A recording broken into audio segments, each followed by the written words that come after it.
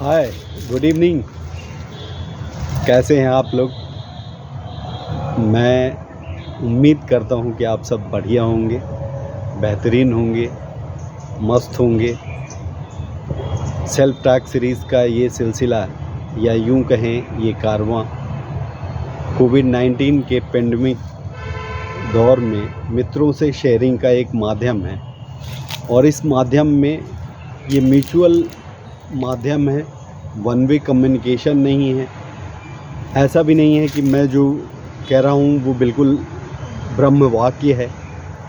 ये सिर्फ़ और सिर्फ सद्गुरुओं की कृपा से या कहें कि उनकी सानिध्य में जो सीखा है या जो आज डे टू डे लाइफ में सीख रहा हूँ उसी को आपसे शेयर करता हूँ। पिछले वीडियो में यदि देखें तो और आज के वीडियो में एक अंतराल है, बीच बीच में ऐसे अंतराल हुए हैं और होने भी चाहिए। एक मोनोटोनस या एक ही तरह की चीज़ें एक ही बात को लेके, क्योंकि जो बेस है वो बेस तो वही है। यदि सेल्फ टॉक सीरीज़ की बात करें तो सेल्फ टॉक सीरीज़ में बात होगी तो सेल्फ की ही होगी। तो इस वजह से कुछ चीज़ों को यदि अपन विराम को एक उस तरह से देखा जाए कि हाँ ठीक है विराम हुआ, लेकिन इस विराम के भी कुछ अपने मायने हैं, इस विराम का भी कुछ हमारे जीवन में महत्व है। निश्चित तौर पे डे टू डे लाइफ में कुछ ऐसी चीज़ें होती हैं हमारे आपके जीवन में जिनको कि एक जैसे ही मतलब मैं कहूँ कि पता चलता है तो लगता है कि अरे यार ऐसा कैसे, मेरे साथ ऐसा कैसे। तो पिछले दिनों की बात ही मैं बताता हूँ। और 1 साल पहले मेरे पेट में दर्द हुआ और इत्तेफाक से मेरी छोटी बहन और जीजा जी थे, तो उन्होंने इलाज कराया। फिर मैंने सोनोग्राफी कराया तो पता चला कि गाल ब्लैडर में स्टोन है। स्टोन की साइज़ उस समय 6.5 थी और ये कहिए कि 1 साल लगभग 1 साल के ही बाद अपन माने अभी कुछ दिन पहले फिर से पेट में दर्द हुआ।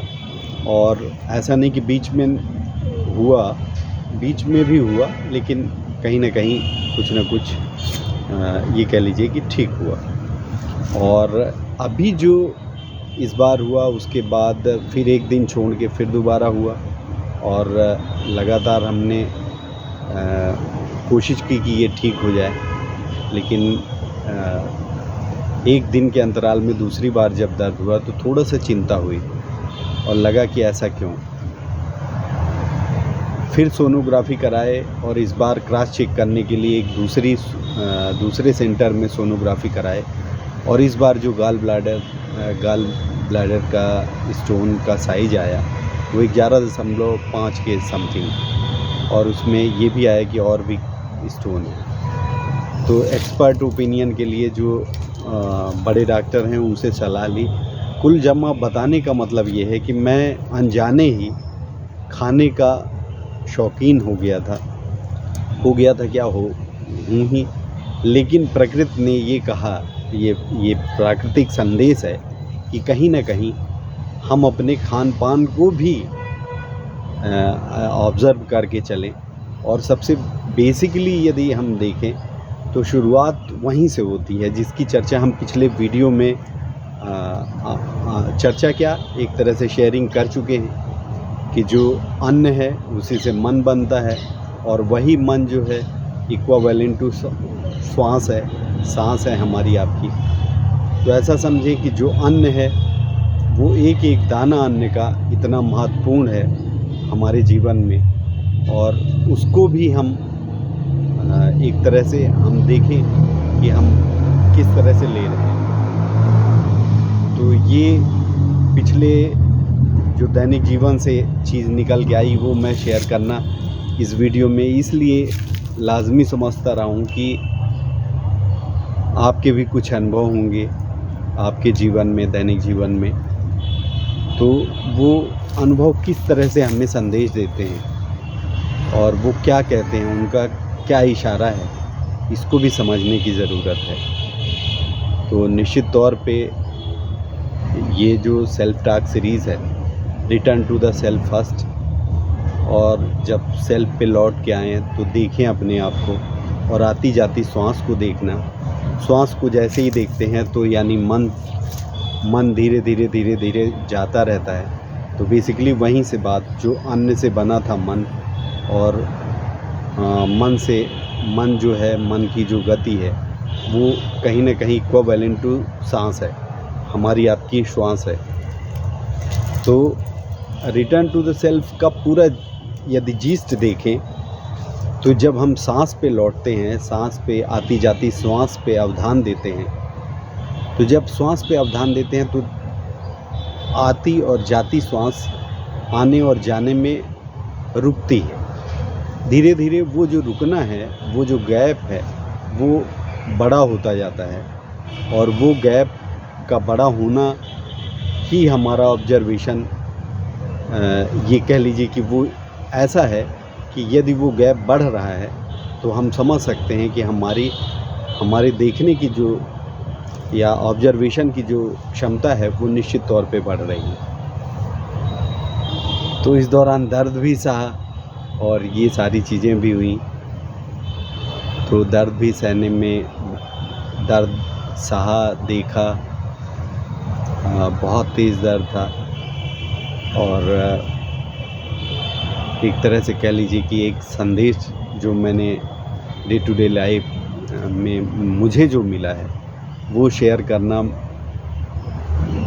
मित्रों से शेयर करना, तो मुझे खुशी होगी कि आप लोग अपने अनुभव और या अपने बारे में भी यदि कमेंट्स के रूप में हमें बताएं, और हमें ये भी बताएं कि गाल ब्लैडर का जैसा मुझे ज्ञात है कि इसको एक ही तरीका है कि इसको निकलवा दिया जाए, ऑपरेशन ही एकमात्र इसका तरीका है। और भी यदि आप लोगों के नज़र में या आपके नॉलेज में इस तरह की कोई बात है तो मुझे या मुझसे ज़रूर शेयर करें, कमेंट्स में करें, और मुझे खुशी होगी कि आप लोग मित्रवत इस जो म्यूचुअल डिस्कशन है इसमें पार्टिसिपेट करते हैं। तो return to the self first, ये जो सेल्फ टॉक सीरीज़ है, इसका जिस्ट यही है, return to the self first. हम आप दैनिक जीवन में भागते रहते हैं,